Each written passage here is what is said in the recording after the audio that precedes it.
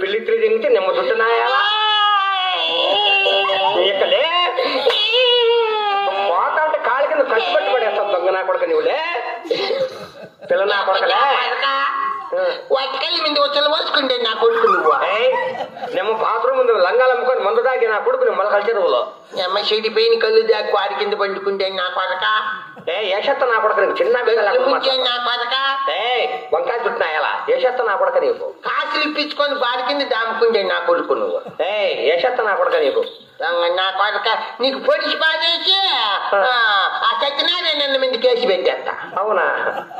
అయ్యో అప్పయ్య చూడద్దమ్మా నా కొడుకు ఇవాళ మీ మా మీద అట్లా కలాటి పడతావు. ఈ నా కొడుకు మధ్యాహ్నప్పుడు నేను పండుకోంటే చెడ్డి వెలుకొని వెళ్ళిపోయింటాడు. అది మనుషులనే పెట్టుకొని నా కొడుకు ఫుల్ బాగా కచ్చుకొని అర్థం దాగేసి అర్థం అట్లనే పెట్టుకో ఉంటే తాగెత్తువే ఉండేదంతా దాగేసి దాన్ని ఎందుకు వచ్చి వచ్చి పెట్టి వింటే తప్పు నా కొడకలే తాగేసింటాడు. నా కొడుకు కై పెక్కిపోయింది నా కొడుకు. అప్పయ్య పోతే పని కానీ మనకు ముందుగా అన్నం పెట్టి కాపాడి చూడు మహానుభావులు మన ద్వారమాలపల్లి గారి కూడా మహానుభావులు ఎంతో సహకరించి మహానుభావులు మన ఎంగడి శివప్పన్న మన ఆ యొక్క నాన్న